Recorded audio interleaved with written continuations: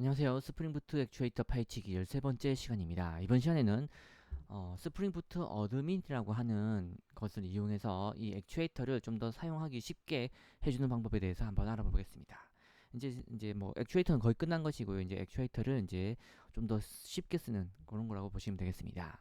자, 이때까지는 액추에이터에 있는 값을 보기 위해서는 웹브라우저에서 이제 이렇게 다 쳐야 돼요. 그렇죠? 예, 여기서 이제 1, 2, 7점 뭐 이렇게 액추에이터의 매트릭스 이렇게 다 치고서 들어가서 안에 있는 뭐 대순 정보를 확인해서 또 들어가고 또 들어가고 이렇게 값을 확인하고 뭐 이렇게 해야 됐었어요. 그런데 그거는 뭐 어떻게든 할 수 있겠는데 웹브라우저로 가능하겠는데 값을 변경하는 작업이 있어요. 그러니까 스레드 덤프를 뜬다든지 혹은 로그 레벨을 인포에서 디버그 에러로 이렇게 바꾼다든지 이런 것들을 이제 할 수 있는데 그런 것들도 이제 할 수 있는데 그거는 이제 HTTP get이 아니고 HTTP push나 post를 이용해야 되겠죠. 그러다 보니까 이제 그런 것들은 기본적으로 웹브라우저에서 자체적으로는 지원하지 않기 때문에 컬이라든지 포스트맨이라든지 인삼니아 같은 HTTP 클라이언트 프로그램을 이용해야 했습니다. 게다가 또 불편한 부분은 제이슨으로 이제 응답이 나오는데 그 제이슨이 되게 내용이 많아요. 그러면 이제 한눈에 보기가 어렵잖아요. 그러다 보니까 이제 그런 불편한 부분들이 있습니다. 자, 그리고 이제 서버가 여러 대가 있어요, 만약에. 그러면 이제 내가 관리해야 될 서버가 여러 개가 있으면 각각의 액추에이터에 들어가기 위해서 이제 IP를 각각 서로 다를 것이니까 이제 IP를 다 변경해 가면서 그 액추에이터에 들어가서 값을 다 확인해 줘야 되는 거예요.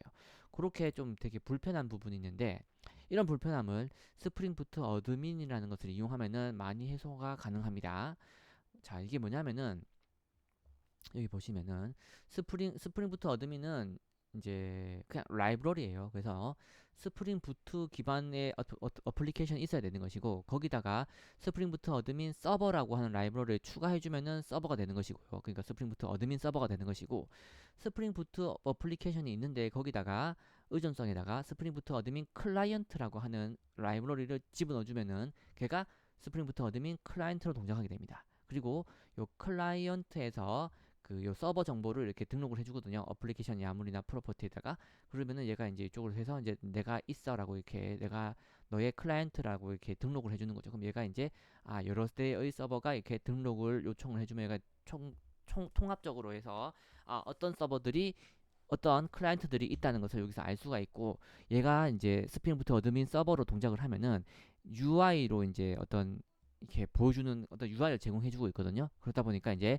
웹브라우저에서 여기 이쪽 서버에서 제공해주는 UI로 들어가면은 이 어떤 통합 UI 창에서 거기서 이제 여기 클라이언트 각각의 클라이언트에 다시 들어가서 액추에이터 값들을 보고 변경하고 이런 것들을 할 수가 있습니다. 자, 이게 무슨 내용인지 잘 몰라도 돼요. 뒤에 다 설명할 것이니까 어쨌든 최종적으로 큰 그림은 이렇게 된다. 라고 아시면 되겠습니다. 자, 그래서 설명이 드렸다시피 스프링부트 어드민이라는 것은 서버 라이브러리와 클라이언트 라이브러리를 넣어주면 되는 거예요.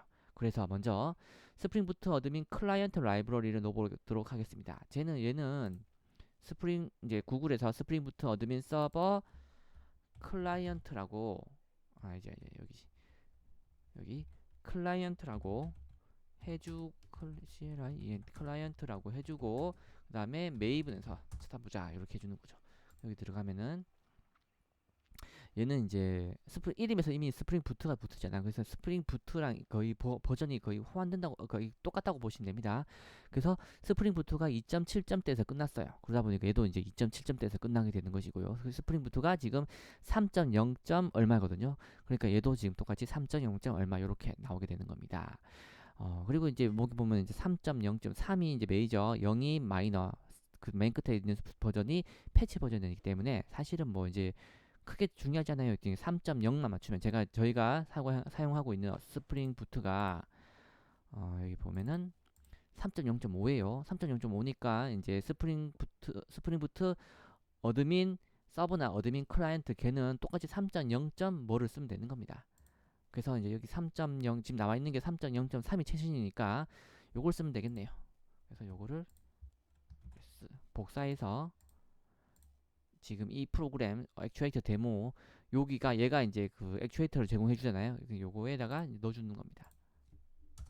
이렇게 넣어주고 리프레시해서 이제 다 땡겨옵니다.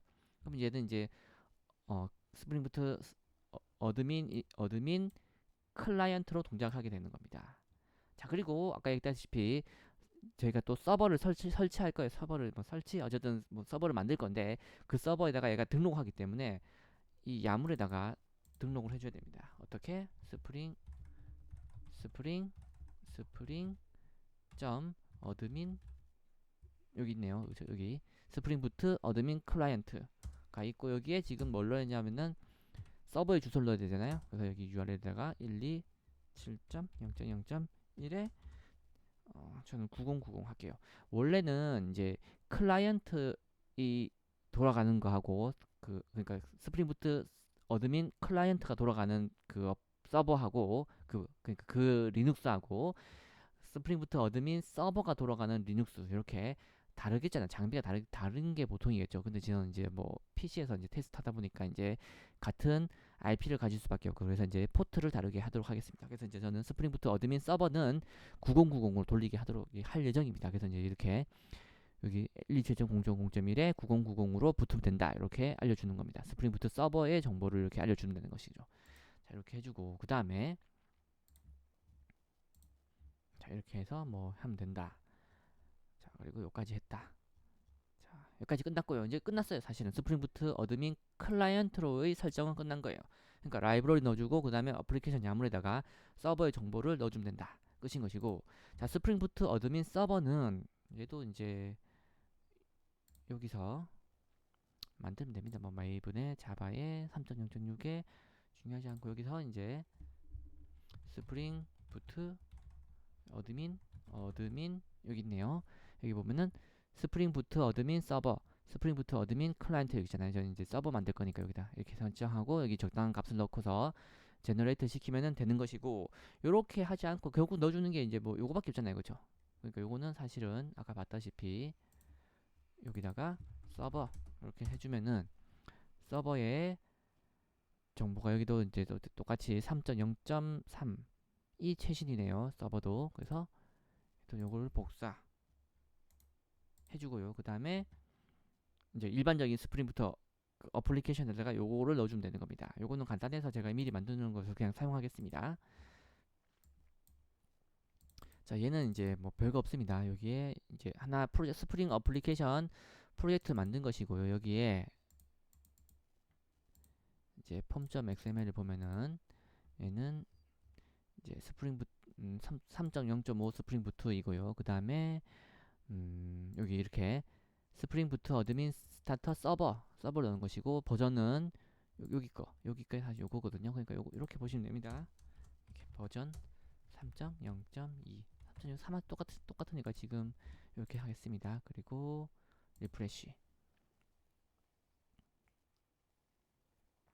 자 그러면 이제 요 스프링 부트 어플리케이션인데 얘를 이제 스프링 부트 어드민 서버로 동작하고 싶은 거예요. 그러면은 이제 이렇게 서버에 라이브러리 넣어주면 되는 겁니다.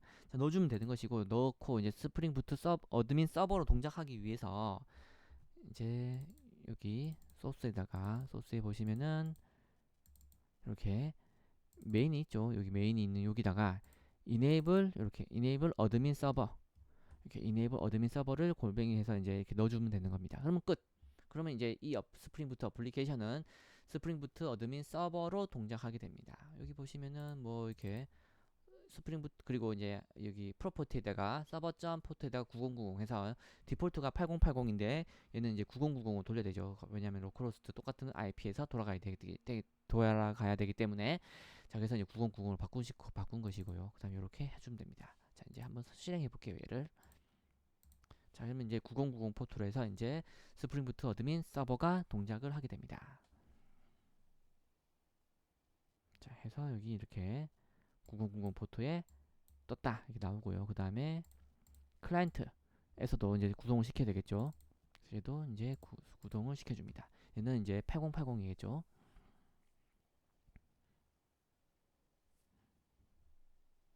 자 얘도 이제 이렇게 떴고 이제 얘는 8080인 거고 그 다음에 한번 9090에 한번 붙어볼게요.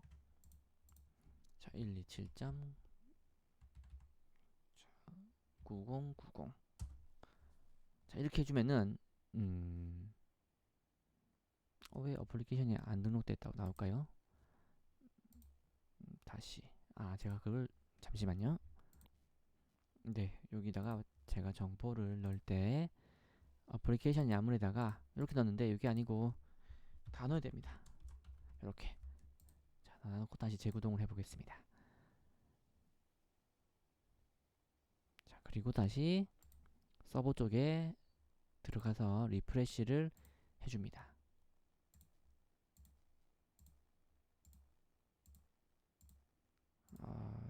좀 이상한데.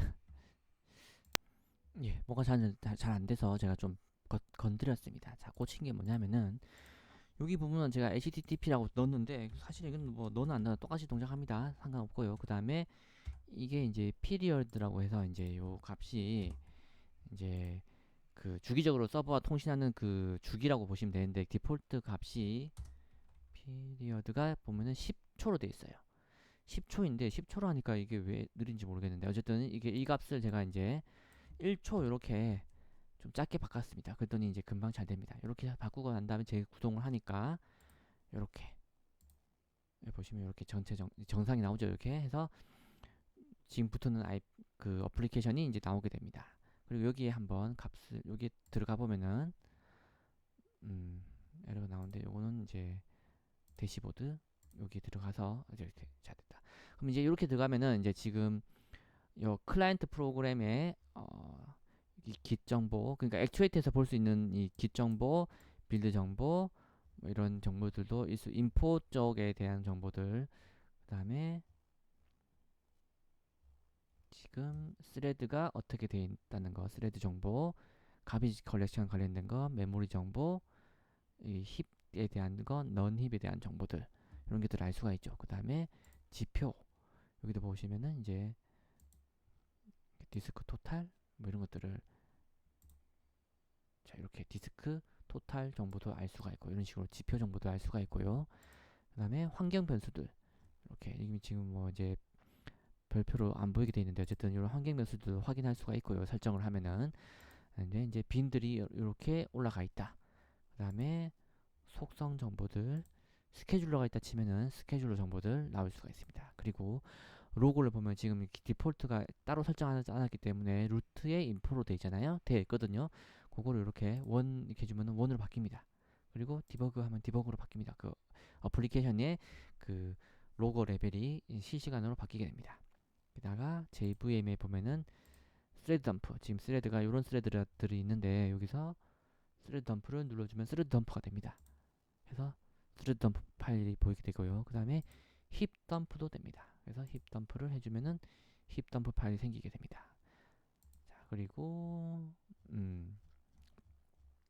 이런 이제 그 매핑 정보들 이렇게 잘 나오게 되는 걸 확인할 수가 있죠. 그 다음에 캐시는 뭐 네. 자 이렇게 해서 그 원래는 이렇게 들어가서 이제 디스크 프리를 보고 싶으면은 디스크 프리를 복사한 다음에 다시 여기다가 넣고 이렇게 들어가야 되고 막 이런 식으로 바깥 이제 막 되게 귀찮았는데 요걸 이용하니까 UI에서 이렇게 다 보이죠 이미. 그리고 클릭 제가 키보드 두드리기 별로 없어요. 그죠? 예, 이렇게 마우스만 클릭해도 이렇게 쉽게 알 수가 있고 그리고 스레드 덤프, 힙 덤프 같은 것들은 HTTP get이 아니고 포스트와 푸실 건데 그런 것들도 이제 이렇게 클릭만으로 쉽게 알 수가 있습니다.